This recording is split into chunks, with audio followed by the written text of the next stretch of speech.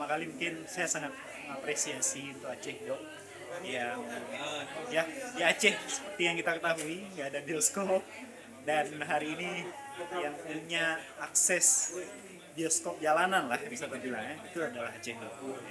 Dan film-film yang diputar oleh Aceh Dok itu adalah film-film dokumenter yang memang sangat memberikan wawasan dan penyadaran ya bagi kita, misalnya baik dari generasi milenial, Gen Z gitu ya, dan anak-anak muda di Aceh sekarang. Seperti hari ini misalnya kita sama-sama menonton film dokumenter Salmiah dan Tulang Punggung gitu ya. Dua film ini berbicara ya bagaimana sosok perempuan itu di posisi yang sangat berat ya.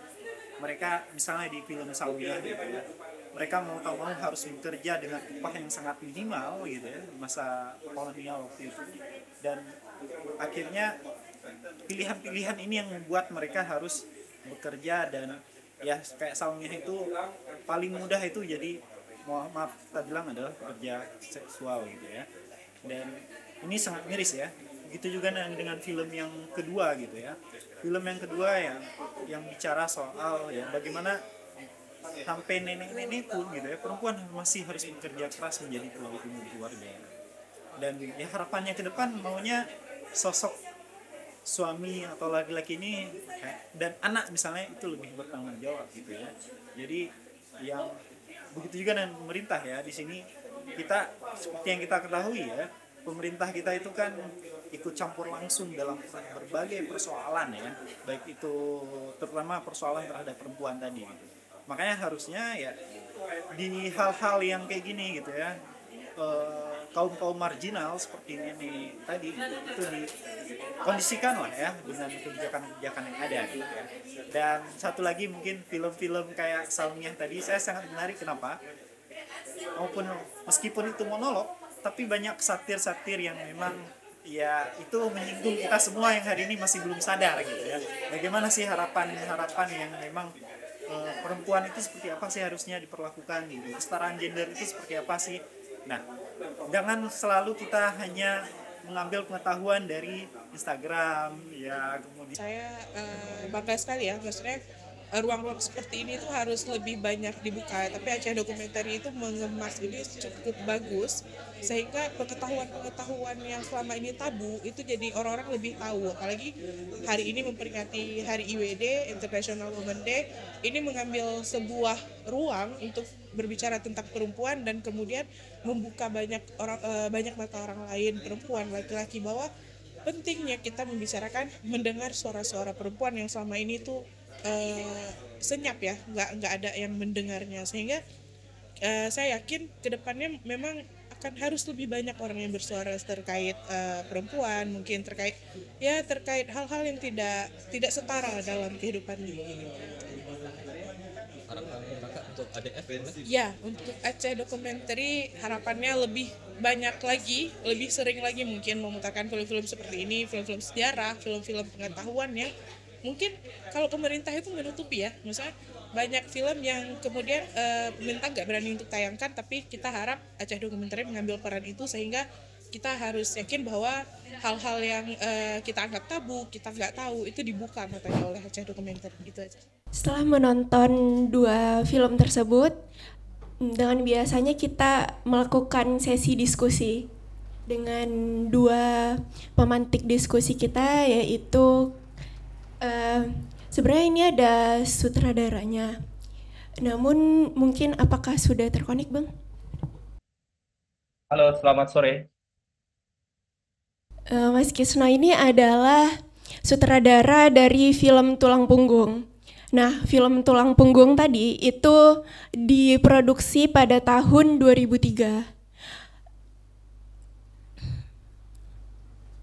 Halo Mas, suara saya terdengar dengan jelas? Halo, suara jelas. Saya bisa mendengar dengan jelas. Apakah suara saya terdengar?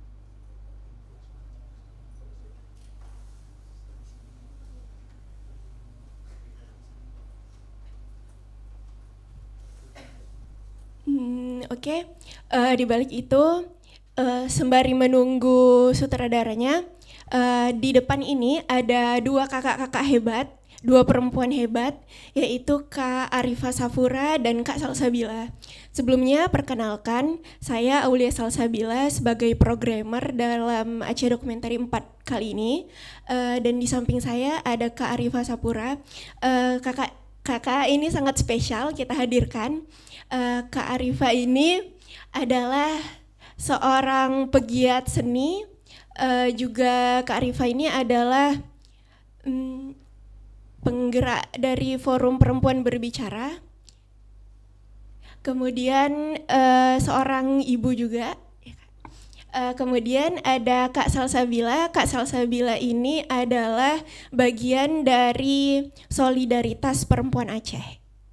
Mungkin segitu perkenalan untuk pemantik diskusi kita sore hari ini.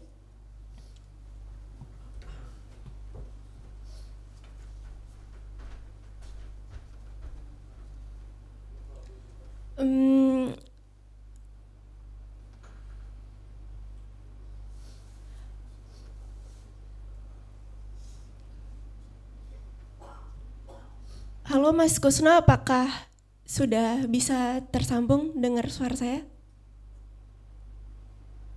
Tersambung, suaranya terdengar dari situ, tapi mungkin ada kendala di situ mungkin. Oh, oke, baik Mas. Terima kasih, suaranya sudah sampai di Aceh nih Mas.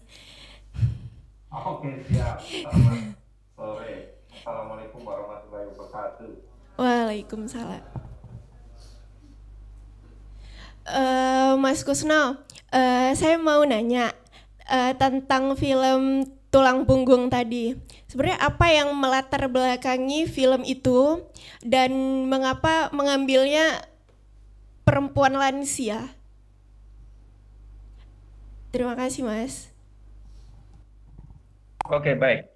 Mungkin sebenarnya film ini dibuat sekitar 23 tahun yang lalu. Mungkin sebagian di sini mungkin juga belum lahir mungkin. Saya bikin film ini ketika saya masih mahasiswa di kampus di Jogja gitu. Nah, kalau ditanya yang melatar belakangnya sebenarnya sederhana saja.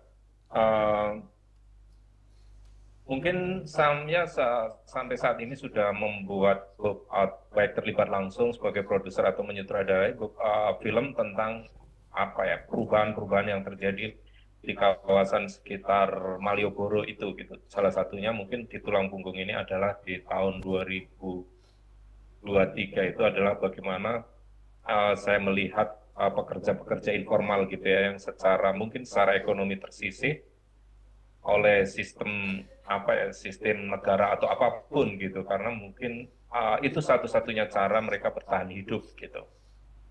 Nah, kenapa sosok perempuan dan tua? Mungkin saya sudah lama tidak berhubungan dengan ibunya, mungkin terakhir 10 tahun lalu gitu. Mungkin mudah-mudahan masih sehat ibu itu gitu. Yang melatar belakangnya adalah saya melihat bagaimana orang-orang yang tersisih secara ekonomi politik itu masih harus berjuang gitu untuk mempertahankan atau untuk bergelut atau untuk survive gitu dalam kehidupan sehari-harinya gitu. Sehingga dengan terpaksa ibu ini harus pergi dari Kulon Progo ke Pasar Beringharjo itu kurang lebih adalah sekitar 30-an mungkin 30-an 5 kilometer dari tempat tinggalnya gitu, dan dia harus pergi ke pasar itu, ke Pasar Beringharjo setiap minggu gitu, dan di akhir pekan atau ketika ada orang hajatan ibu ini akan pulang gitu ke rumahnya gitu. Tapi kalau tidak pulang dia akan tinggal di pasar bersama teman-temannya gitu. Nah, potret itu adalah ketika belum ada banyak penataan di kawasan Malioboro gitu. Dulu ketika pasar itu masih luas, belum kemudian sebagian dipindahkan, itu tempat bergantungnya orang-orang dari pedesaan di sekitar Yogyakarta atau di sekitar Jawa Tengah untuk datang ke kota, baik sebagai buruh gendong seperti Mbah Wagiem itu, atau juga pekerja-pekerja informal yang lain gitu. Nah, saat ini mungkin ada proses-proses penataan yang berulang gitu, yang selalu menyisihkan atau menyingkirkan orang-orang kecil gitu, yang mungkin secara apa ya, secara ekonomi, secara finansial itu sangat tergantung di Malioboro gitu. Terakhir di 2022 saya masih menemani teman-teman di kelompok kami untuk membuat film tentang pedagang di Malioboro gitu.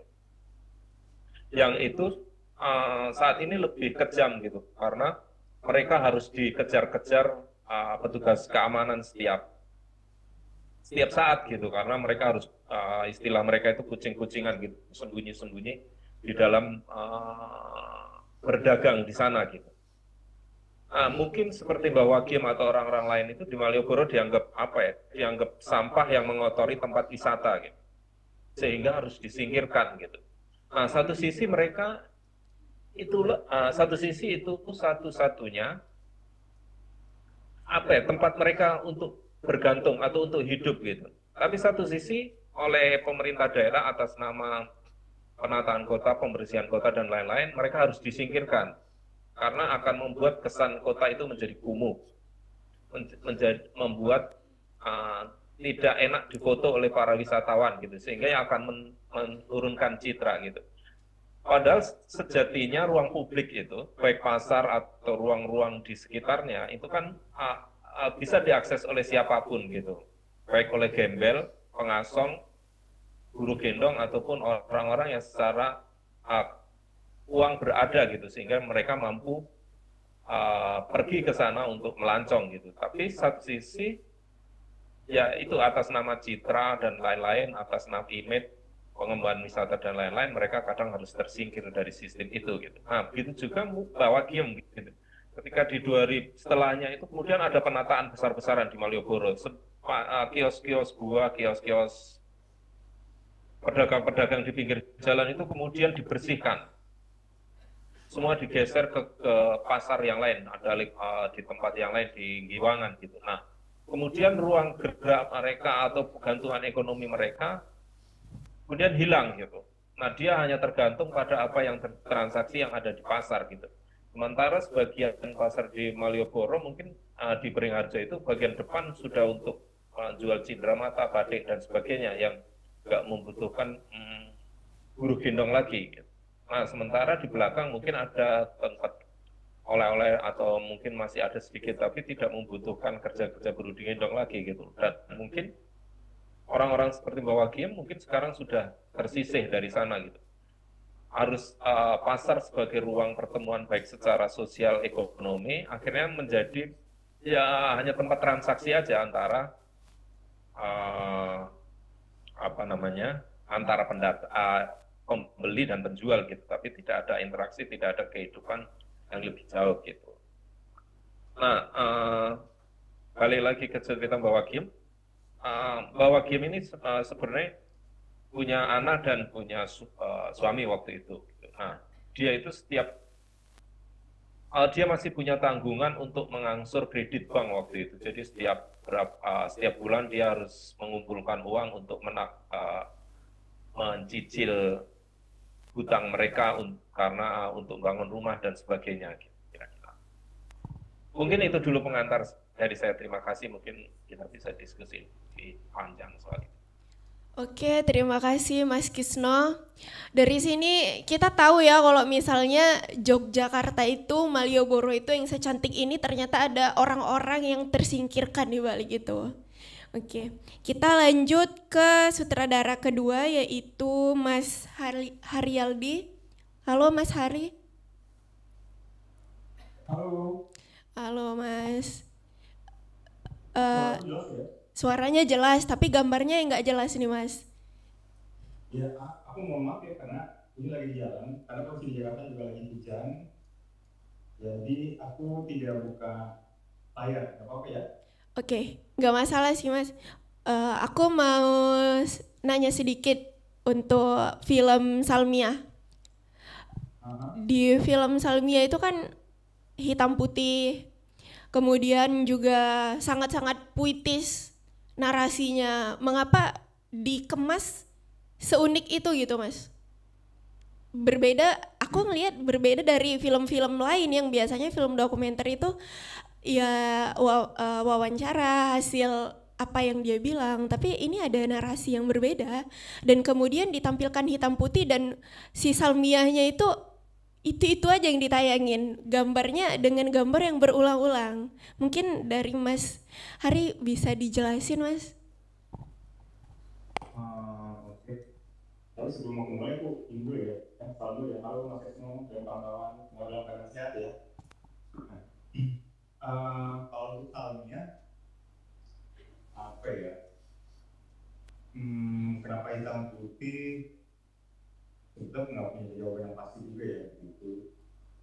Dan kalau secara visual kenapa itu terasa repetitif gitu berulang-ulang ya?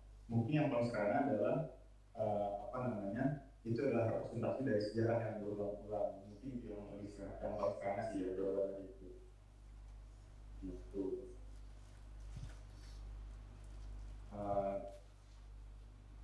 Suaranya jelas nggak ya? Oke. Jelas, Mas, jelas. Ya, soal udah jalan, oke. Ya, tadi pertanyaannya apa? Sorry, saya ulangi. Yaitu Mas, dari penggambaran hitam putihnya Salmiah yang berulang-ulang menggunakan narasi seorang yang menggunakan narator sih, Mas.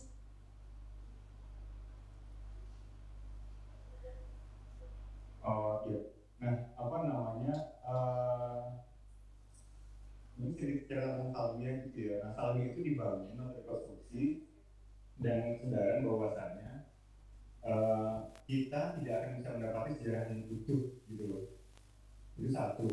Nah, lalu yang kedua, Salmiah atau film ini juga dibangun atas dasar yang keraguan-keraguan gitu ya, sejarah seperti itu. Karena kalau bicara awal dari bagaimana kami gitu ya dan produsernya Putri membangun film ini, itu dikarenakan juga karena tidak adanya akses terhadap cerita-cerita mengenai guru tembakau perempuan di desa Gran seperti itu. Dan iya apa ya ya kira-kira seperti itu. Maaf ya di jalan kurang konsentrasi. Oke, terima kasih Mas Hari. Iya, Mas. Oke, terima kasih. Kita lanjut ke dua pemantik diskusi kita yang ada di depan. Aku mau tanya ke Kak Salsabila dulu. Kalau dalam itu kan kita nonton dua film sejarah ya, Kak. Yang pertama 2003, kemudian masa-masa kolonial. Aku mau tanya, sebenarnya pekerja-pekerja perempuan itu yang sekarang udah bebas belum sih, Kak? Udah mendapatkan hak-hak yang dia mau belum sih, Kak?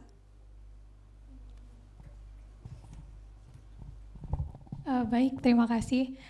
Sebelumnya mau apresiasi tertinggi terbesar dulu buat dua sutradara tadi yang menciptakan film yang sangat epik. Karena jarang ya ada orang mau menyoroti tentang isu perempuan gitu, dan apalagi ini kan mereka terpinggirkan, mereka kelompok rentan yang memang berlapis gitu. Dan cukup mengganggu ya, men-trigger juga tadi, dua-dua film ini tuh sangat mengganggu pikiran aku tadi. Nah, balik ke pertanyaan Aul terkait apakah pekerjaan mereka sudah maksudnya merdeka lah ya istilahnya gitu. Jawabannya belum gitu ya. Karena kalau kita melihat tadi situasi yang terjadi, buruh mereka kalau bekerja itu kan menyebutnya sebagai buruh gitu. Buruh kalau kita lihat dari segi upah tentu sangat berbeda, dan ini ada perbedaan antara pembagian upah buruh perempuan dan buruh laki-laki. Dan kita kan seharusnya aware akan situasi tersebut sih. Apa yang menyebabkan terjadinya perbedaan pembagian upah antara laki-laki dan perempuan? Karena kalau kita melihat dua-duanya bekerja di ranah publik, bahkan tadi buruh gendong itu bekerja hingga dari subuh buta sampai malam, bahkan sampai nggak pulang gitu. Lantas mengapa ketika pembagian upah itu rendah? Sama seperti film yang pertama tadi yang mengatakan bahwa mereka yang bekerja di gudang tembakau ya, mereka dapat upah juga rendah sehingga mereka nggak ada jalan lain selain bekerja di ranah seks komersil gitu. Nah, kalau ditanya mengapa upahnya rendah, jawabannya itu karena yang pertama masih mengakarnya budaya patriarki di masyarakat. Tanpa kita sadari bahwa ini tuh sudah sangat mengakar melalui konstruksi sosial yang dimana melihat perempuan itu hanya bekerja di ranah domestik saja. Sehingga ketika ada perempuan yang bekerja di ranah publik, itu tidak dianggap sebuah pekerjaan bagi dirinya. Itu hanya dianggap sebagai membantu ekonomi keluarga, membantu ekonomi suami saja. Padahal jika kita lihat tadi buruh gendong tadi, dia bekerja menggantikan posisi suaminya, yang dimana suaminya sudah sangat rentan gitu ya. Nah, kenapa bisa terjadinya perbedaan ini? Karena budaya patriarki itu kemudian membentuk bagaimana kita sebagai masyarakat melihat perempuan. Dan selama ini perempuan itu kan selalu dinomorduakan. Bahkan di dalam pekerjaan yang sektornya publik, perempuan itu selalu dilekatkan kepada pekerjaan-pekerjaan yang ranahnya domestik. Jadi domestifikasi terhadap perempuan itu terjadi. Contoh misalnya perempuan kebanyakan bekerja di laundry, di daycare, PAUD gitu kan. Jadi kesannya mereka bekerja bukan pekerjaan yang berat seperti laki-laki sehingga tidak dianggap pekerjaan. Nah, itu menjadi salah satu alasan mengapa upah perempuan lebih rendah. Terus adanya pembedaan terkait sektor-sektor pekerjaan juga. Karena menganggap perempuan pasti nggak mampu melakukan ini, nggak mampu melakukan itu, sehingga ada perbandingan tolak ukur terhadap pembagian upah kemudian terhadap laki-laki dan perempuan. Dan lebih parahnya lagi, jika kita melihat di sini yang harus kita highlight adalah pemerintah itu menjadi pelaku akan kemiskinan perempuan saat ini gitu ya. Nah, tadi sempat di film kedua dijelaskan bahwa mereka dikejar main kucing-kucingan lah gitu sama pemerintah. Mereka dikejar sama pemerintah. Nah, seharusnya kan ini menjadi tugas pemerintah untuk bagaimana caranya untuk menghilangkan seluruh prasangka atau prasangka buruk terhadap buruh gendong karena mereka itu bekerja. Seharusnya jika pemerintah nggak bisa memberi ruang kepada para buruh gendong itu, seharusnya mereka memikirkan bagaimana caranya orang-orang tua renta seperti itu yang seharusnya di masa tuanya dia istirahat di rumahnya bersama suami, bersama anak dan cucunya, tapi karena kondisi yang sangat-sangat memprihatinkan dan negara abai sama situasi perempuan sehingga mereka harus bekerja gitu. Nah, itu mungkin sedikit tentang bagaimana situasi perempuan di ranah publik sekarang. Selain dinomorduakan, perempuan juga selalu dianggap tidak bekerja ya. Maksudnya pekerjaan yang mereka lakukan hanyalah sebatas membantu suami dan maksudnya tidak dianggap sebagai pekerjaan yang memang dia kerjakan gitu. Mungkin gitu, terima kasih. Oke, terima kasih Kak Salsa. Aku lanjut ke Kak Arifa. Kak Arifa, ini sebenarnya entah ini hanya ada di kepala saya saja, tapi saya dari Medan berangkat kuliah ke Aceh itu salah satunya karena bukan mendengar sih, melihat dulu waktu SD pahlawan-pahlawan Aceh itu sangat gagah. Contohnya seperti Cut Nyadin, Cut Mutia, itu selalu aja pahlawan Indonesia yang perempuan selalu dari Aceh. Nah, bagaimana Kak perempuan Aceh saat ini? Bagaimana apakah perempuan Aceh sekarang merepresentasikan pahlawan Acehnya atau malah sebaliknya? Oke, Kak. Oke, terima kasih. Perkenalkan saya Arifa. Suatu kehormatan ya maksudnya bisa hadir di sini hari ini untuk merayakan Hari Perempuan Internasional. Selamat Hari Perempuan bagi seluruh perempuan yang sudah hadir di sini dan juga laki-laki yang ikut merayakannya. Dan luar biasa tadi dua film tersebut itu sangat menyentuh sekali. Sebelum saya menjawab pertanyaan Salsabila, saya ingin ingin berkomentar sedikit tentang film Salmiah dan Tulang Punggung.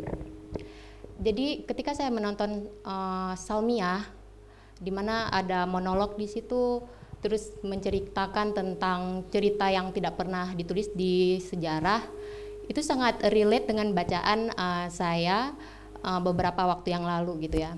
Saya selama 2016 sampai 2025, berarti sudah 9 tahun kurang lebih, saya mempelajari tentang subaltern. Itu salah satu teori yang dikemukakan oleh Gayatri Spivak. Subaltern itu adalah teori yang mengungkapkan bahwa orang yang terpinggirkan, orang yang perempuan ya, terutama perempuan itu adalah orang yang tidak bisa didengar suaranya. Film Salmiah itu salah satu bentuk subaltern di mana suaranya tidak terdengar, bahkan tidak ditulis dalam sejarah, sehingga lahirlah Salmiah itu mengungkapkan bahwa begitulah subaltern. Spivak dalam mengemukakan teorinya juga mengatakan seperti itu. Selamanya subaltern itu tidak akan pernah bisa bersuara atas dirinya sendiri. Dan neneknya karena tidak mampu untuk bersuara dalam hal politik di India pada saat penjajahan Inggris, dia mengakhiri hidupnya dengan cara bunuh diri karena nggak ada power untuk bersuara. Jadi bagaimana suara perempuan itu tidak terdengar, bukan berarti nggak bisa bersuara seperti berbicara seperti ini ya, tapi tidak ada di ruang lingkup sosial itu suara perempuan jarang sekali terdengar. Jadi bagaimana mereka menarasikan tentang dirinya sendiri, bahkan bagaimana tubuh mereka untuk hidup di dunia ini saja itu diatur tanpa konsen dari perempuan itu sendiri. Jadi saya melihat Salmiah itu sangat tragis, dan itu kenyataan yang terjadi di kita baik pada zaman kolonial maupun post kolonial, karena dia singgung juga soal 65 di situ, bagaimana pabrik itu pada akhirnya ditutup karena 65 itu PKI ya, pada saat itu banyak sekali genosida yang terjadi, banyak sekali genosida oleh pemerintah ya, pemerintah kita yang melakukan genosida itu. Dan itu sangat tragis, dan Salmiah itu kisah nyata, karena sebuah fiksi itu sebenarnya fakta yang paling fakta itulah fiksi. Dan Subaltern itu bukunya ini, maaf saya agak sedikit teori ya, mungkin ini, dapatkah subaltern berbicara? Jadi itu relate dengan pertanyaan Salsabila tadi, bisa nggak sih kita berbicara ya? Terus dulu misalnya perempuan Aceh itu sangat maskulin, sebenarnya yang menulis maskulin itu juga cerita-cerita dari laki-laki, dari penulis laki-laki di Belanda, misalnya kayak Zengraf, dia menulis tentang Cut Nyadin, Pak Cut Baren, banyak sekali dia mention pahlawan-pahlawan perempuan yang sangat maskulin pada saat itu, karena berani angkat senjata gitu ya, ke gunung, bahkan energi maskulinitas itu pun turun hingga GAM, pergerakan GAM, ada istilah Inong Bale. Ya gimana ya, kalau ditanya ada darah juang itu memang ada di darahnya Ratna di perempuan Aceh gitu, gimana bilangnya ya.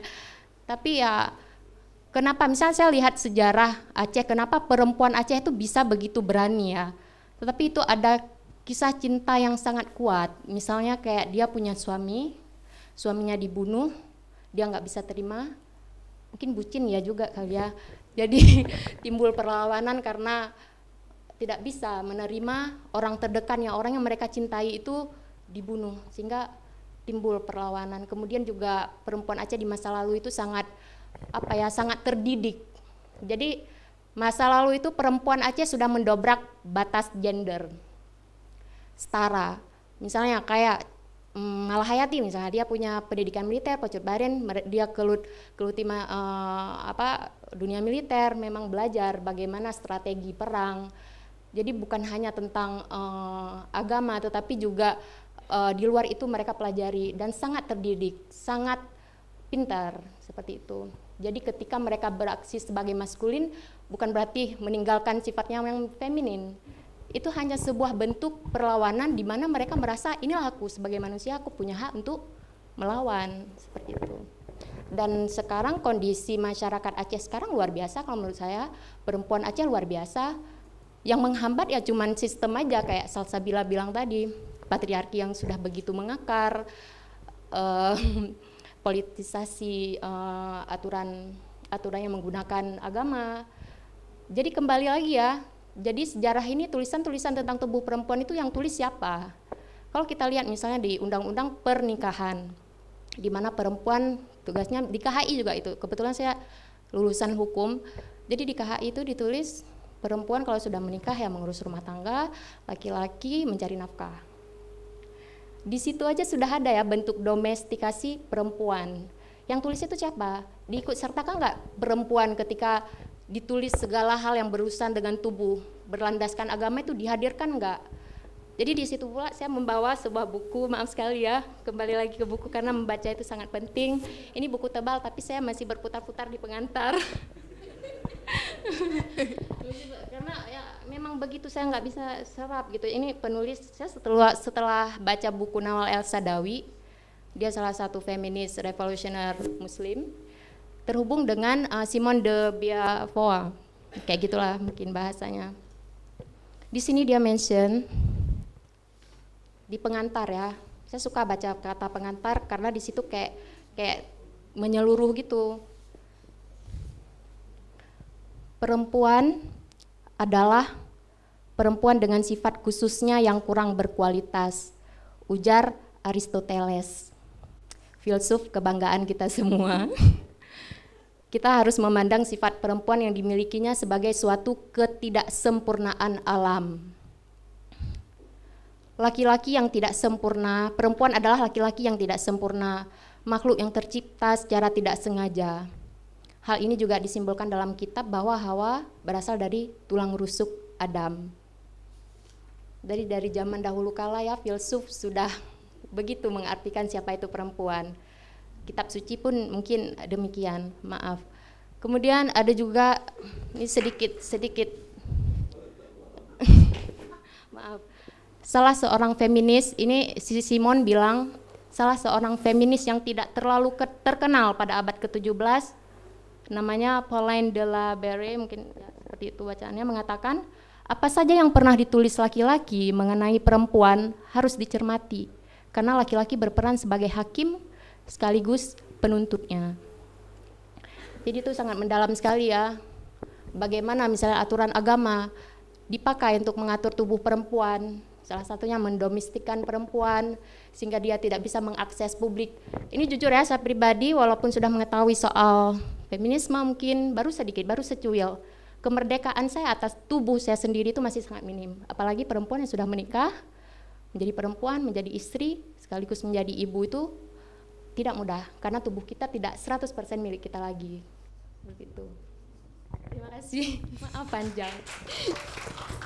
Terima kasih Kak Arifa dan Kak Salsabila. Mungkin langsung ke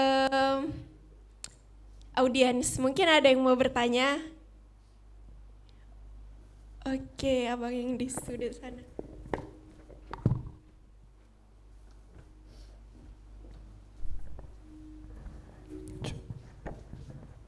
Silakan Bang.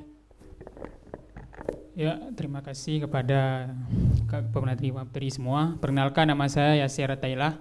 Saya dari Prodi Sejarah Kebudayaan Islam UIN Araniri.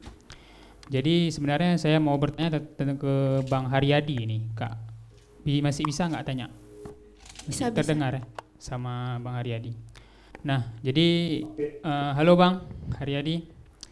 Saya mau bertanya tadi tentang film Salmiah, yang mana di film tersebut saya melihat interpretasi saya pribadi, yang mana di situ ada terjadi yang namanya imperialisme, yang mana imperialisme tidak terlepas dari yang pada ada nama kaum, yaitu borjuis dan proletar. Nah, pertanyaan saya adalah, bisa nggak misalkan abang sebutkan tentang kaum-kaum borjuis yang pada masa itu dan kaum-kaum proletar, dan bagaimana kepentingan kaum borjuis terhadap proletar tersebut? Itu pertanyaan singkat saya, dan sebutkan kaum-kaum borjuis dan proletar dan cara tujuan kaum borjuis ke kaum proletar itu bagaimana. Itu sekian dari saya, terima kasih. Assalamualaikum warahmatullahi wabarakatuh. Waalaikumsalam warahmatullahi wabarakatuh. Gimana Mas Hari, apa bisa langsung kita jawab aja Mas? Ya, iya. Kalau borjuisme itu jelas sekali, waktu itu Belanda ya, kolonial gitu ya, itu sudah ketara gitu, maksudnya mereka adalah representasi dari borjuisme itu. Kalau proletar ya pasti buru-buru itu gitu. Nah, ya itu tuh yang mungkin bisa aku jawab ya. Lalu pertanyaan kedua tadi apa ya? Aku nggak terlalu jelas. tujuan kaum borjuis itu untuk apa namanya menjajah kaum proletar itu tujuannya untuk apa dan apa tujuannya? Iya, tujuannya pasti itu ya, mendulang apa ya, keuntungan sebesar-besarnya seperti itu ya, dengan jalan memanfaatkan ini ya buruh-buruh perempuan itu, kalau konteksnya adalah buruh perempuan tembakau itu ya, mitra geli gitu. Nah, itu sih. Ya, kalau kita lihat misalkan dari narasi Salmia itu tentu saja jelas gitu ya. Bahkan Belanda itu dibangun oleh hasil kerja paksa di bangsal-bangsal itu gitu. Nah, ya tentu saja itu juga sangat terang gitu, sangat jelas gitu ya, bahwasanya borjuisme juga atau kapitalisme itu juga terang-terangan gitu untuk menyerap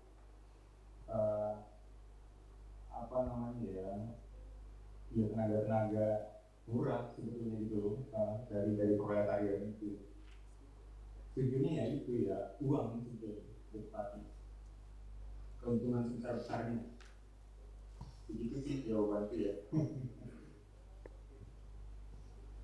Udah. Oke.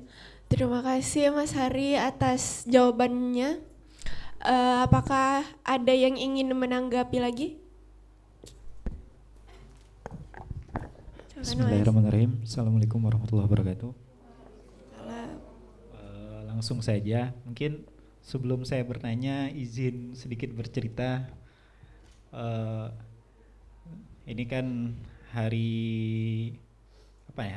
IDW ya, IDW 2025, dan saya teringat sekali gitu ya, kapan pertama kali saya merasa kagum terhadap perempuan-perempuan yang aktif gitu ya. Jadi di kondisi Aceh yang mungkin patriarki masih sangat kental gitu ya, ketika saya SMP itu saya bertemu dengan ketua OSIS, dan ketua OSIS itu perempuan gitu. Dalam artian dia dipilih dan dipercaya oleh kaum laki-laki ya. Dan setelah saya telisik, ternyata dia pun adalah anak seorang ulama gitu ya, salah satu ulama yang waktu itu di PD gitu. Dan bagi saya ini hal yang sangat menarik gitu ya. Di saat kondisi agama misalnya Islam di Aceh itu dipandang patriarki, tapi ada anak-anak perempuan dari mereka ulama-ulama tersebut ternyata punya sosok kepemimpinan yang bagus ya. Dan saya lihat dari dia SMP sampai SMA gitu, karirnya cukup bagus gitu. Tapi sayangnya setelah menikah lagi-lagi hilang sinyalnya, nggak tahu kemana. Nah, bicara lagi patriarki gitu ya, mari kita ubah itu sebenarnya dari diri kita sendiri ya.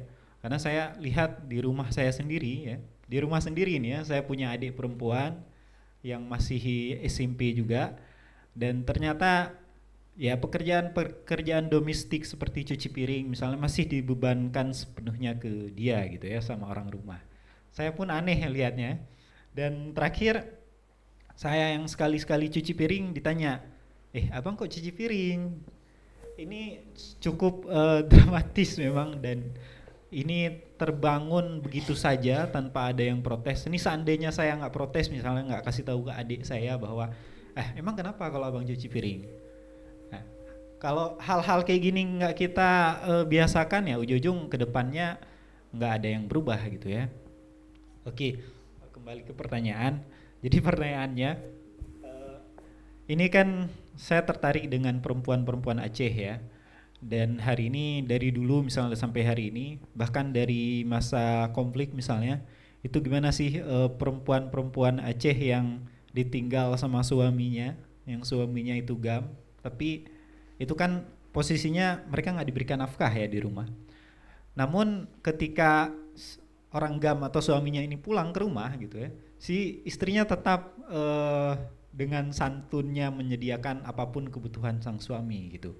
Dan ya tentu yang menjadi tulang punggung keluarga waktu itu ya si istri, ya si ibu dari anak-anak itu gitu ya.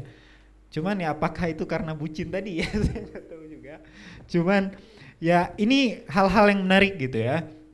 Dan kemudian bagaimana sih ruang-ruang dunia pekerjaan perempuan yang di situ kita lihat nggak ada laki-laki. Ini misalnya nih di Gampung, di persawahan itu kalau yang namanya bercocok tanam padi itu nggak ada laki-laki di situ. Hampir semua perempuan gitu ya.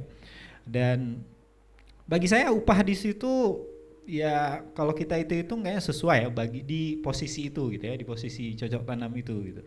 Dan di situ nggak ada laki-laki memang. Dan ruang-ruang seperti ini yang saya ingin tanyakan, gimana sih menurut Kak Arifa dan Kak Salsabila? Oke, itu aja. Terima kasih atas kesempatannya.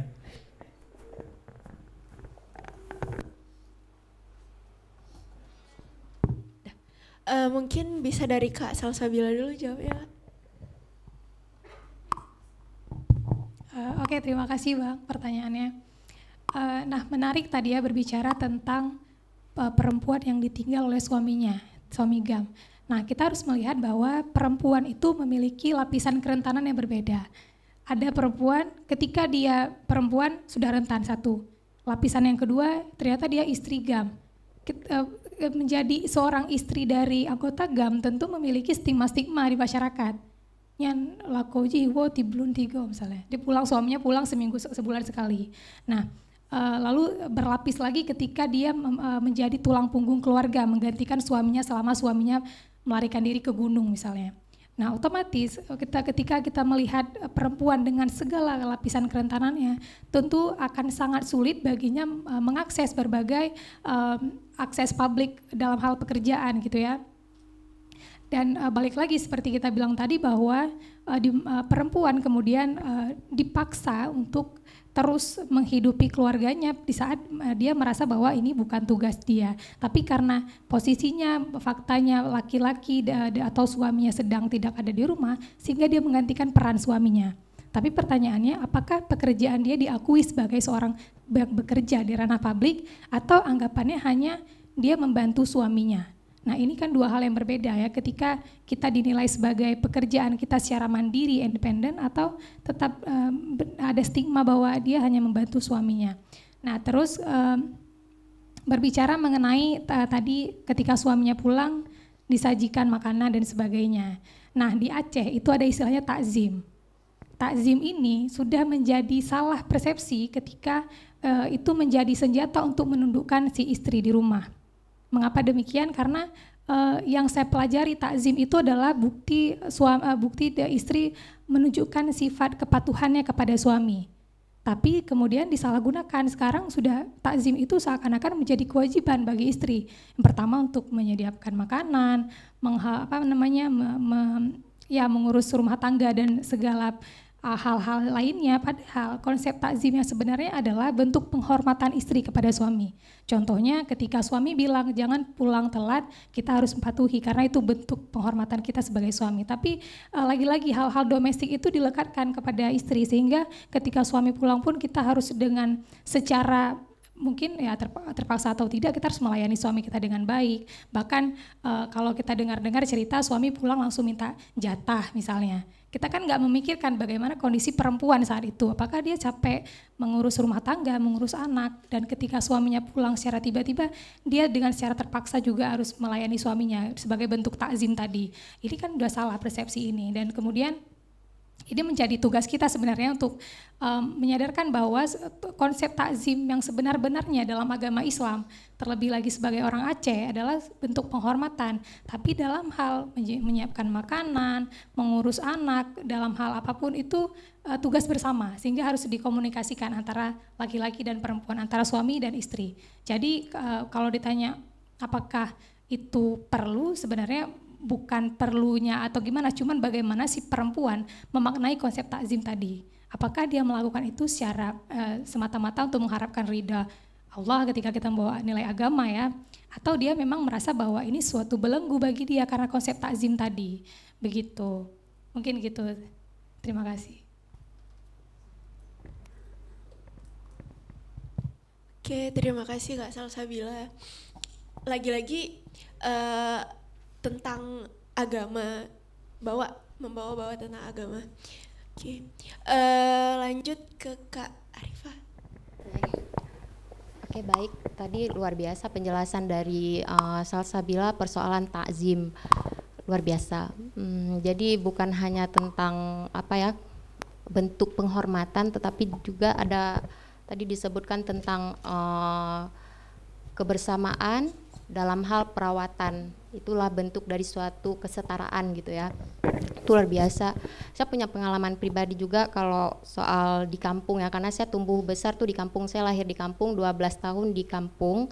Saya juga melewati masa-masa konflik juga pada waktu itu. Justru saya merasa perempuan yang ada di kampung itu sangat Wonder Woman. Kayak perempuan yang pergi ke sawah tuh benar-benar saya saksikan dengan mata kepala gitu ya. Pagi sebelum sekolah, pas mau sekolah saya lihat ibu-ibu tuh udah pakai sarung segini, pakai topi, pakai kaos, terus mereka pergi ke sawah jalan kaki. Itu luar biasa. Bahkan banyak juga janda misalnya, mereka sangat melakukan pekerjaan sangat maskulin ya. Saya teringat sekali dengan Kak Agus namanya.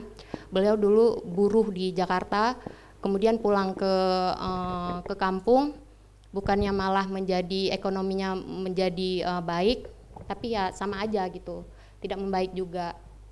Jadi sebenarnya banyak, kalau konsep rantau tuh di kampung saya udah biasa. Perempuan laki-laki pergi ke Malaysia tuh biasa gitu ya. Kabur aja dulu tuh udah biasa, karena memang untuk mencari nafkah di kampung tuh sangat susah.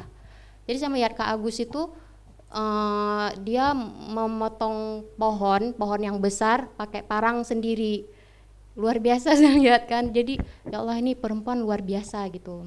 Wow, saya melihat waktu umur belasan tuh saya melihat perempuan super kayak gitu tuh kayak kagum gitu. Itu mempengaruhi saya dalam berkarya juga. Jadi karya-karya saya tuh banyak kayak perempuan-perempuan tadi, misalnya yang maskulin, yang kuat. Itu luar biasa, sangat mempengaruhi saya gitu ya. Kemudian saya melihat bagaimana saudara saya kerja di ladang, di sawah. Selalu dia kerja karena ya gitu, maksudnya dia nggak bisa berharap juga sama suami gitu kan. Jadi mau nggak mau, anaknya ada 4, dia harus mencari nafkah. Kemudian di usia saya yang sudah memasuki 30 seperti sekarang, saya pulang kampung lagi. Melihat bagaimana Kak Agus, bagaimana Cik Nong misalnya. Mereka tuh nggak sehat, right? Mereka tuh kayak Cik Nong saya itu, dia bipolar. Jadi ada 2 fase manik sama fase depresi. Pas manik tuh luar biasa dia bekerja di ruang publik misalnya. Dia bisa mencuci baju satu rumah ke rumah yang lain, kemudian pergi ke sawah. Kemudian luar biasa, Cik Nong luar biasa. Saya sebutkan saja namanya karena saya kesal. Kenapa saya kesal? Karena keluarga tuh nggak mau tahu, menganggap itu penyakit kayak setan atau apa. Itu bipolar. Kalau menurut saya itu bipolar walaupun belum diagnosa. Oke, terima kasih. Kemudian juga bagaimana Kak Agus, ternyata suami Kak Agus itu juga mengalami kelainan jiwa. Saya nggak tahu kenapa kelainan jiwa, tapi otomatis sekarang ketika saya melihat Kak Agus juga seperti itu juga. Kenapa pada akhirnya pekerjaan dia itu harus yang kuat-kuat, harus yang seperti perang gitu ya. Mungkin ya itulah bentuk healing yang bisa dia lakukan, bukan semata-mata soal nafkah seperti itu. Jadi kalau ini kompleksitas kejiwaan, kalau misalnya kita lihat dalam tubuh menjadi seorang perempuan itu jangan ditanyakan lagi. Psikolog spesialis trauma yang ada di Banda Aceh itu cuma 1. Dan dia nggak ada menangani kasus-kasus kompleksitas seperti ini. Jadi bayangkan berapa perempuan yang mengalami gangguan jiwa karena beban domestik dan karena institusi pernikahan. Maaf ya, ada salah satu orang yang sangat saya kagumi bilang bahwa institusi pernikahan itu adalah kontrak penderitaan. Saya juga nggak tahu apa itu karena problem kejiwaan juga, saya nggak paham. Seperti itu, terima kasih. Oke, aku malah mau nanya lagi nih Kak. Lagi-lagi kan tadi tentang pernikahan. Banyak anak muda, bahkan aku hampir nggak mau nikah Kak, karena ngelihat pekerjaan domestik itu kemarin ya, ngelihat bahwa pekerjaan domestik itu sangat dibebankan sama perempuan. Semua waktu kita nikah yang paling banyak bebannya jadi perempuan, dan saya ngelihat itu Kak di lingkungan saya juga, di lingkungan sekitar saya. Jadi kalau nikah ini memang perempuan semua yang ngerjain, kecuali pekerjaan-pekerjaan publik yang mungkin pekerjaan publik juga bisa dilakuin sama perempuan. Jadi gimana Kak solusinya biar perempuan-perempuan ini juga perempuan-perempuan juga bisa apa ya Kak bilangnya, biar enggak merit is scary enggak gitu Kak? Ya biar sebenarnya bahkan banyak kan Kak perempuan-perempuan yang kayak gitu, gimana mungkin dari Kakak?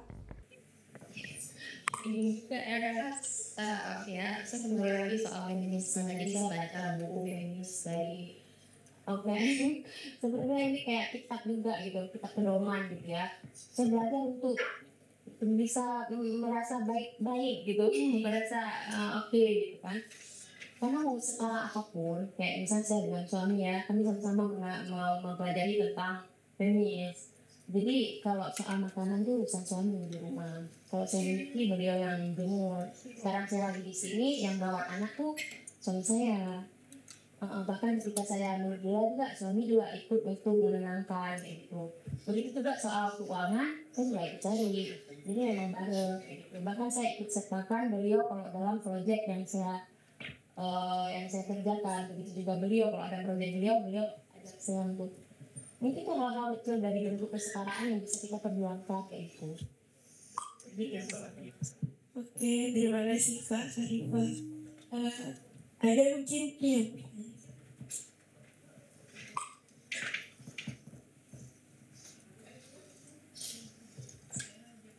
Assalamualaikum warahmatullahi wabarakatuh. Nama saya Jana, saya seorang guru. Saya menyesal ya baru tahu kegiatan ini pertama kali Anda, ada beberapa kali gitu ya. Jadi tadi dari kedua film yang kita nonton, pertama Salmia dan satu lagi Tulang Punggung, menurut saya ada persamaan dan perbedaan. Jadi kalau persamaannya itu sama-sama tentang survive dan tentang bertahan hidup. Namun perbedaannya itu terasa ketika narasi. Jadi ketika penonton Salmia itu kita seperti ada rasa kesal, emosi, karena narasinya sampai dia sarkas tadi ini hanya dongeng. Dia bilang gitu. Padahal kita tahu kalau itu memang ya terjadi. Cuma kenapa dia bilang dongeng? Karena itu cerita sangat personal gitu. Sedangkan selama ini tuh yang kita tahu, kita baca itu secara general, sejarah general.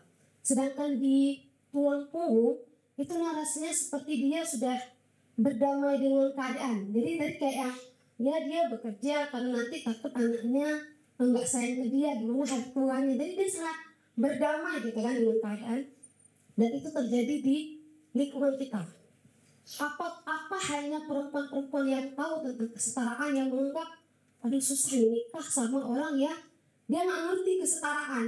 Aku mau sama orang yang ini secara ideal ya. Kita harus dengan orang yang kalau kita menikah itu sebagai bisa berkomunikasi, berdiskusi, jadi partner hidup. Tapi perempuan-perempuan yang nggak tahu lah apa itu namanya sudah berdamai atau dia hanya nggak tahu tentang kesetaraan, dia menganggap ini orang terdekat saya. Ketika saya lihat dia punya anak dua yang dekat-dekat, suaminya main game dan dia ngurusin rumah dari pagi sampai malam. Kita lihatnya kesel gitu, kok kayak gitu. Yang tadi scary real di depan mata. Tapi bagi dia, lah kenapa nggak apa-apa? Selama uang belanja cukup, ya kenapa harus dipermasalahkan? Nah jadi pertanyaannya, apakah beban mental ini hanya bagi kita yang tahu? Tadi kan bilang pengetahuan membuat kita dendam. Ada rasa trauma karena kita enggak menjalannya di tulisannya tadi. Jadi sebenarnya apakah beban itu hanya bagi kita yang tahu, sedangkan mereka yang nggak tahu tuh ya aman-aman aja gitu. Sebenarnya gimana tuh tentang perempuan seperti ini? Terima kasih.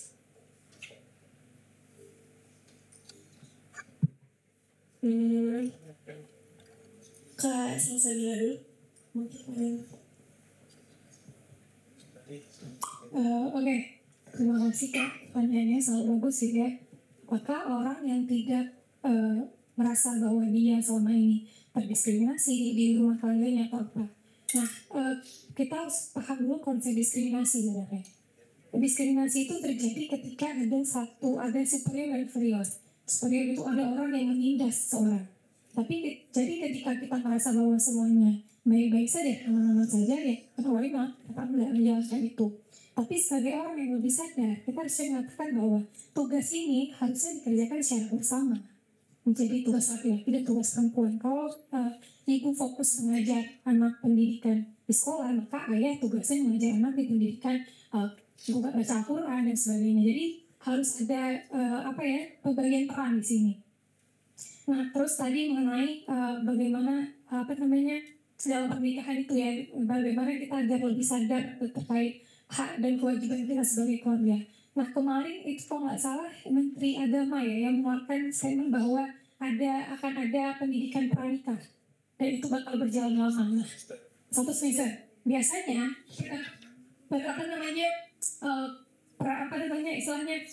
pembekalan itu dilakukan hanya 2 jam saja. Jadi pagi jam 9 hingga jam 12 siang. Dan itu kan menjadi suatu problem ya. Untuk menjalankan hidup seumur hidup, pembekalannya hanya 2 jam. Jam 9 sampai jam 12 siang. Dan itu yang diajarkan bagaimana cara mandi wajib, bagaimana istri harus tunduk kepada suami, bagaimana istri harus bagaimana mendapatkan ridho suami dengan cara patuh akan suami, akan semua perintah suami dan sebagainya. Nah, kemarin itu sepertinya menjadi angin segar ya, semoga ya.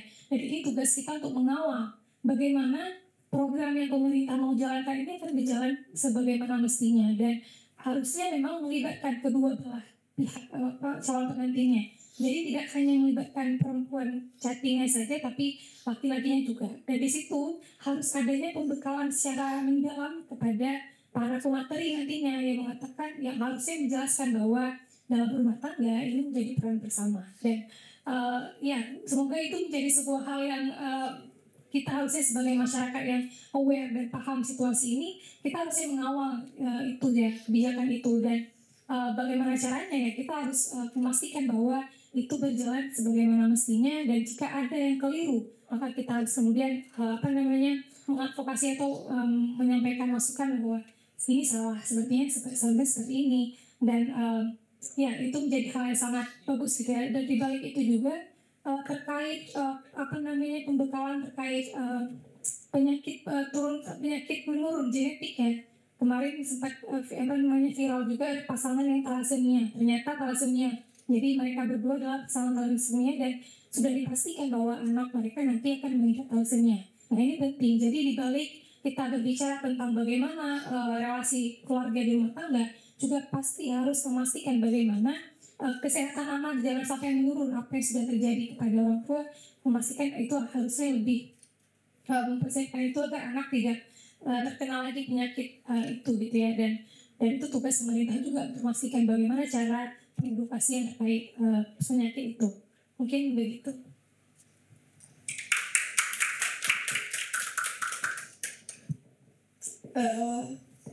Ada yang ingin menanggapi lagi?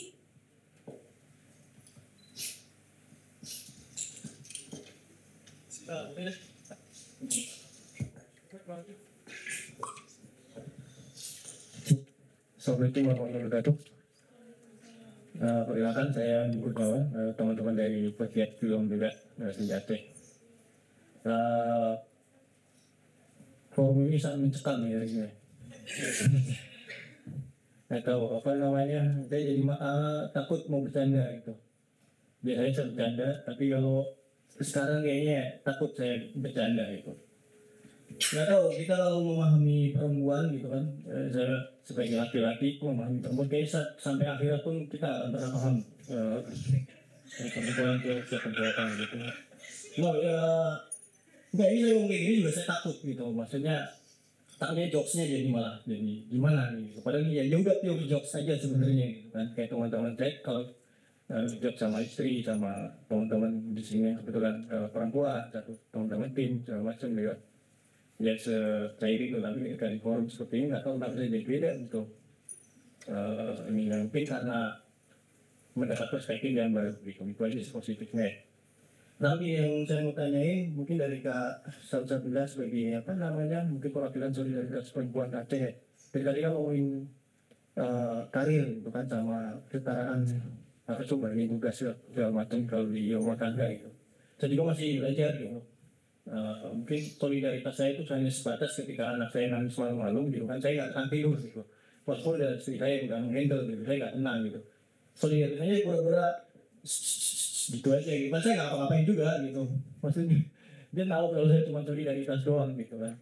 Tapi ya seenggaknya itu bentuk solidaritas gitu. Jadi apa yang istri saya pengen butuhkan segala macam gitu kan, saya baik. Oh ambilin pampers, ambilin tisu, dodokan segala macam gitu kan, standby.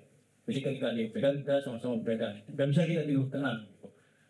Mungkin solidaritas saya mungkin baru sebatas itu, dan mudah-mudahan maksudnya dalam artian gitu, itu hal kecil, mudah-mudahan hal besar bisa kita belajar lagi. Nah, kita juga belajar nih pada akhirnya kan. Idealnya itu seperti apa sih sebenarnya gitu?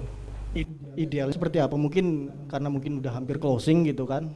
Kita perlu tahu tuh idealnya tuh kalau di dalam rumah tangga udah berumah tangga belum? Oh belum. Unik juga nih ya. Saya belajar gitu. Tapi ya mungkin ilmu ini mungkin Salsabila mungkin lebih tinggi dari saya gitu kan. Walaupun saya orang lapangan, Salsabila orang kantor ibaratnya nih kan. Jadi idealnya itu seperti apa gitu, pembagian tugasnya, terus kemudian apa yang nggak boleh, apa yang boleh, apa yang bisa dilakukan bersama dan apa yang dilakukan masing-masing gitu kan. Pasti tetap ada lah gitu yang harus dilakukan sama laki-laki yang nggak bisa dilakukan sama perempuan gitu. Sama juga yang harus dilakukan sama perempuan tapi itu nggak bisa dilakukan sama laki-laki gitu kan. Bukan masalah pantas nggak pantas gitu. Nah itu idealnya seperti apa.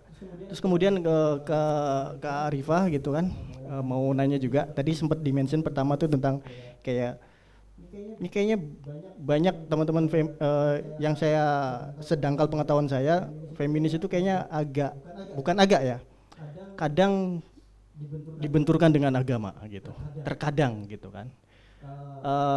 Seperti tadi termention juga, menggelitik juga tuh tentang tulang rusuk perempuan tuh perempuan diciptakan dari tulang rusuk laki-laki ya gitu. Nggak tahu itu sahih nggak sih itu hadisnya itu? Sahih ya, oke. Nah kalau di Aceh gampang gitu kita dapat jawaban itu ya. Sorry Kak, saya dari Jawa soalnya gitu kan, terdampar di Aceh gitu. Dan itu hanya Adam aja atau semua laki-laki itu? Semua ya gitu. Dan nggak tahu apakah itu jadi masalah dan kemudian gimana pada akhirnya pertanyaannya gini, teman-teman feminis itu gimana melihat agama ini yang ketika doktrin agama ini kayaknya berlaku tidak, ya, kayaknya nggak gini deh gitu kan, kayaknya ini nggak adil deh gitu segala macam. Itu gimana mensikapinya itu, sedangkan kita kan kalau berislam itu juga kita harus kafah gitu kan, artinya ya udah terima aja gitu kan. Ya kita nggak pengen kayak gitu juga gitu. Maksudnya gini, ada beberapa hal, saya mau membandingkan, ada beberapa hal yang memang pada sisi lain Nabi ataupun agama itu begitu banyak memuliakan perempuan gitu. Begitu banyak memuliakan perempuan. Ya yang perempuan atau sosok ibu disebut 3 kali sebelum ayah, yang siapa yang harus dihormati dulu gitu kan. Yang diutamakan, sosok ibu diberi 3 kali, terus kemudian banyak hal lainnya gitu kan, teman-teman lebih paham gitu. Dan kami nggak pernah memprotes itu gitu. Karena apa? Kami tahu kalian merasa kalian sebagai perempuan menurut kami layak sekali gitu. Layak sekali mendapat keutamaan itu gitu. Yang disebut sama Rasul itu 3 kali itu gitu. Layak. Jadi kami nggak merasa bagaimana gitu. Oh ya layak. Ibu saya itu harus disebut 3 kali gitu kan, dan bapak juga biasa aja disebut 1 kali gitu kan. Nah, saya juga sama gitu. Kalau istri saya disebut 3 kali dia utamakan gitu kan, kaum perempuan diutamakan 3 kali, kemudian laki-laki baru setelahnya baru kaum bapak gitu kan, nggak masalah gitu kan, nggak ada masalah. Karena apa?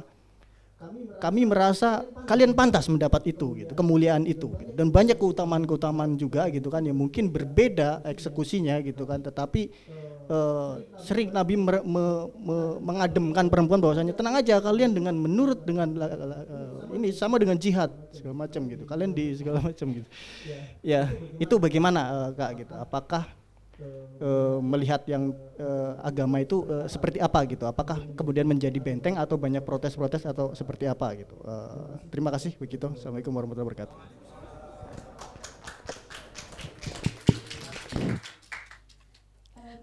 Bisa langsung dijawab Kak, salah saya.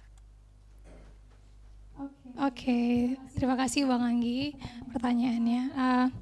Walaupun saya belum menikah ya, tapi memang selama ini pekerjaan kita seputaran bersama ibu-ibu di desa. Jadi kita sering mendengar keluhan-keluhan mereka terkait bagaimana situasi mereka di rumah tangga dan sebagainya. Nah, menarik ya ngomongin masalah Bang Anggi di rumah. Dan itu saya bisa bilang bahwa Bang Anggi sudah aware dengan situasi istri. Karena gini, karena kadang nggak semua istri itu minta dibantu dalam artian dibantu. Tapi begini, mungkin seperti ketika anak bangun tengah malam, suami juga ikut bangun, mendampingi saja, sekedar sadar mendampingi dan menanyakan butuh apa kira-kira dan sebagainya. Tanpa kita sadari mungkin istri merasa tidak sendiri saat itu. Tengah malam, posisi yang udah sangat lelah, anak menangis, yang dia butuhkan hanya partner sebenarnya, teman untuk menemani ketika dia itu. Karena untuk menggantikan menyusui kan Bang Anggi nggak bisa ceritanya kan gitu. Untuk menggantikan popok mungkin bisa, jadi biarkan istri mengasihi dulu, kemudian biar aku aja mengganti popoknya. Nah itu kan pembagian peran. Dan dalam menikah itu 70%-nya adalah komunikasi sebenarnya. Jadi apapun itu harus dikomunikasikan. Baik dalam hal memasak seperti Kak Arifah sama suaminya tadi. Kalau Kak Arifah yang mencuci baju maka suaminya yang menjemur. Itu kan bentuk inisiatif juga sebenarnya. Dan peran istri juga sebenarnya harus memahami situasi laki-laki. Kadang suami baru pulang kerja dan merasa bahwa dia butuh waktu untuk istirahat 1 jam. Setelah itu mungkin nggak ada salahnya untuk meminta, bisa nggak tolong menjemur pakaian. Saya sudah mengurus anak gitu. Atau misalnya ketika mengurus anak belajar tadi ya, anak di rumah besok sekolah ada PR, bisa nggak tolong bantu saya ngurus anak, siapin pakaian sekolahnya besok, kamu kamu bantu dia belajar untuk besok. Nah pembagian peran ini kan penting. Terus tadi terkait komunikasi dalam rumah tangga itu tanpa kita sadari menjadi hal penting yang akan melanggengkan hubungan rumah tangga itu sendiri gitu. Ketika komunikasi berjalan dengan baik, adanya kesadaran, inisiatif dari kedua belah pihak, maka dia diharapkan hubungan pernikahan itu akan berlangsung lama, walaupun ada faktor-faktor pemisah seperti faktor ekonomi yang kemudian menjadi hal yang membuat istri menceraikan suami gitu, atau ada faktor-faktor kekerasan dan sebagainya. Tapi di balik itu yang mau kita bilang adalah dalam menjalankan hubungan rumah tangga itu nggak bisa sendiri. Kita harus berbarengan. Ketika istri butuh apa, kita bersedia, dan kita juga harus memahami apa yang istri butuhkan. Bahkan ketika istri sedang lelah, nggak apa-apa, biarkan dia istirahat. Ketika aku nggak bisa masak, biarkan dia istirahat dulu. Apakah cari inisiatif lain, apakah Gojek aja, atau apa yang ada aja lah kita makan. Nah, butuh perhatian dan istilahnya, ya harus saling memahami aja sih. Begitu sih Bang Anggi mungkin. Terima kasih. Oke, terima kasih Kak Salsa. Sebelum ke Kak Arifah, aku mau sapa 2 sutradara. Mungkin di sana udah berbuka puasa. Halo Mas Kisno. Udah buka puasa ya Pak saya di sana? Sudah 20 menit yang lalu. Oh, sudah ya. Oke, selamat. Alhamdulillah, selamat berbuka puasa Mas Kisna dan Mas Hari. Kita lanjut. Siap Mas, siap. Kita lanjut ke Kak Arifah. Baik, terima kasih. Salam kenal Bang Anggi. Kita sebenarnya sama-sama sudah menikah gitu. Bagaimana peran misalnya suami dengan istri. Sebenarnya kalau dikaitkan antara feminis dengan agama itu nggak horor sih sebenarnya. Bagi saya itu spiritual kayak gitu.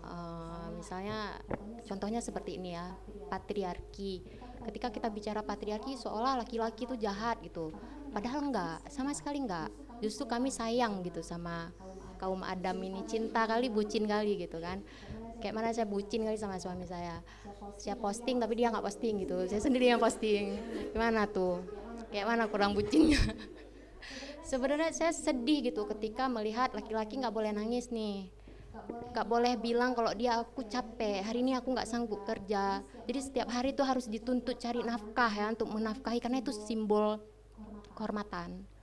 Mendapatkan apalagi yang berseragam apa gitu ya, mewah gitu, berseragam misalnya dinas apa, itu kayak simbol kehormatan.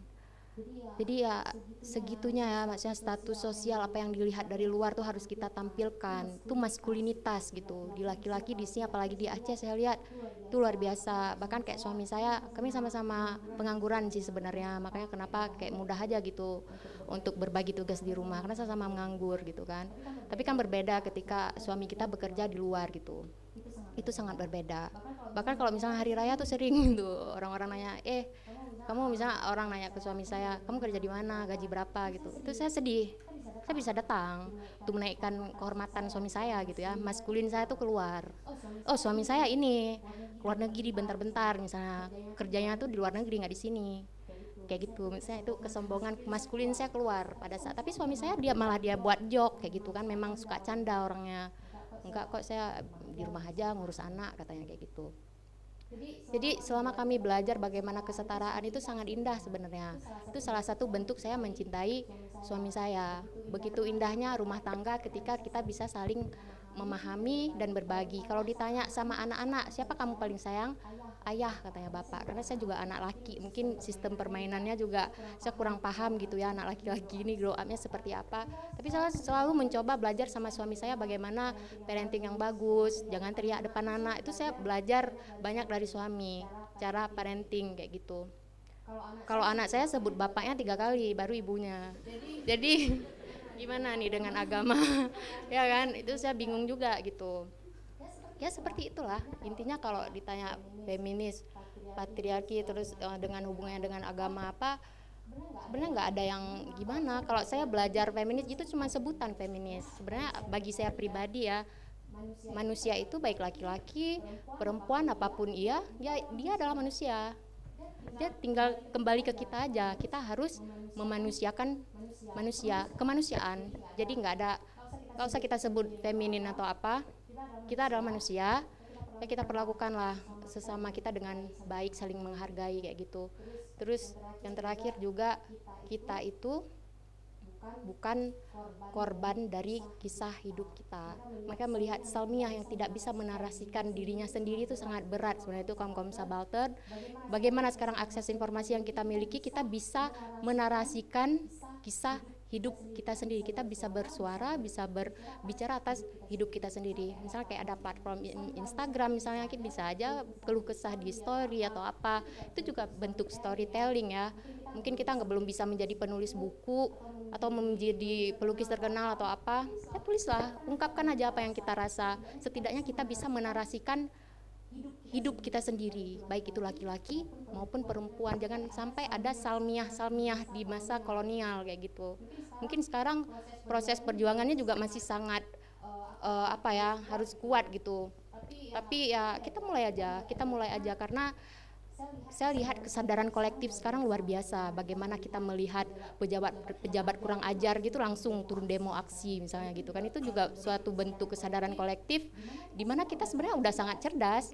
Mungkin karena faktor akses informasi juga gitu ya. Jadi dengan kesadaran-kesadaran seperti ini, dengan kemudahan-kemudahan yang udah kita dapat, semoga bisa ada perubahan kayak gitu. Revolusi. Terima kasih. Halo. Saya boleh kasih tambahan?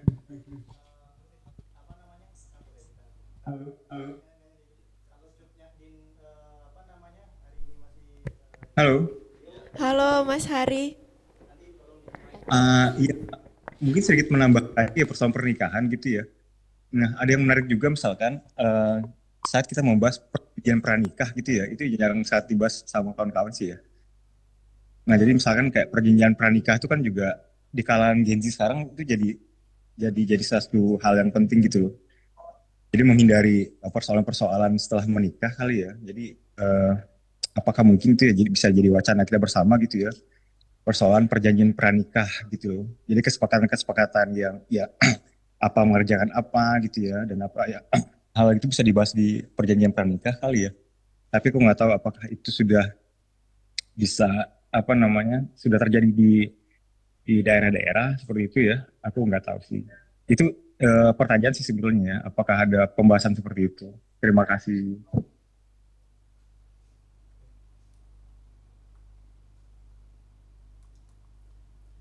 Terima kasih Mas Hari. Sepertinya kita sudah di penghujung acara.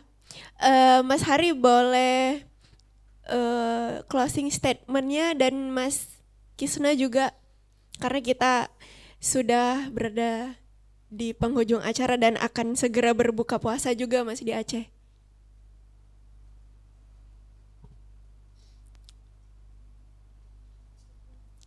Halo Mas Hari. Halo. Oke. Mungkin bisa penutupnya Bang, Mas Hari. Ya, aku mengutip dari salah satu pemantik diskusi aja kali ya. Ya, sebisa mungkin ya tidak ada salmiah yang lain gitu ya. Next salmiahnya gitu ya. Mungkin itu aja sih. Terima kasih. Terima kasih Mas Hari. Mas Kisno, sorry. Mungkin Ya. Kalimat terakhir. Gimana ya? Mendengarkan diskusi tadi mungkin ada beberapa hal menarik gitu ya tentang posisi kesetaraan dan lain-lain di dalam masyarakat atau hubungan kita sebagai manusia di dalam masyarakat gitu. Mungkin terakhir tadi menurut saya menarik bagaimana misalnya posisi laki-laki dalam perempuan di dalam rumah tangga gitu. Mungkin kuncinya adalah komunikasi dan sebenarnya paling sederhana sih sebenarnya konsen ya, kesepakatan bagaimana di dalam hubungan rumah tangga itu dibuat gitu. Apa yang kamu lakukan, apa yang harus saya lakukan gitu. Misalnya saya sebagai laki-laki gitu di rumah, saya juga masak, saya juga cuci piring, saya juga ngepel rumah, melakukan pekerjaan-pekerjaan itu gitu. Intinya adalah misalnya di dalam rumah tangga misalnya membayangkan gitu, ya selalu berbagi peran gitu. Saya mengerjakan apa, kamu mengerjakan apa, dan komunikasi mungkin seperti kakak pemantik di depan tadi adalah kuncinya adalah komunikasi antara kedua pihak gitu, membangun kesepahaman gitu. Mungkin jika kesepahaman trust itu sudah terwujud ya mungkin apa yang diidamkan atau diimpikan dalam kesetaraan itu akan ada. Mungkin itu, terima kasih. Terima kasih Mas Kisno dan Mas Hari. Kita lanjut ke Kak Salsabila mungkin sebagai kata pengantar akhir untuk diskusi kita kali ini, Kak. Closing statement ya? Iya. Kalau closing statementnya singkat saja. Kalau kata Kak Gem singkat saja. Jangan pernah melihat perempuan hanya dari kacamata patriarki, karena kalau cuman lihat dari kacamata patriarki maka sampai kapanpun keadilan itu nggak pernah akan ada untuk perempuan. Mungkin gitu aja. Terima kasih. Terima kasih Kak Salsabila. Selanjutnya dari Kak Arifa. Kalau dari saya ingin menjawab pertanyaan Bang Anggi aja. Kalau Cuk Nyadin masih hidup, dia menjadi apa? Ya.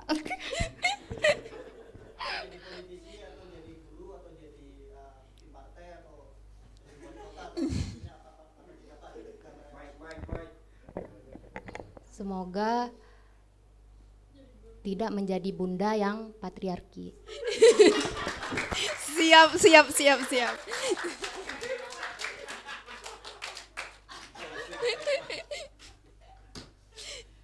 Oke, pembahasan yang sangat dalam tentang perempuan. Selamanya masalah perempuan akan terus berulang, masalah gender akan terus berulang, dan sejarah akan terus berulang. Namun bagaimana sebenarnya kalau membahas tentang perempuan, membahas tentang gender dalam Islam itu nggak ada istilah gender, namun Islam itu selalu menganggap bahwa laki-laki dan perempuan itu sama. Yang membedakan hanyalah ketakwaan dan amal solihnya. Saya Aulia Salsabila, wassalamualaikum warahmatullahi wabarakatuh.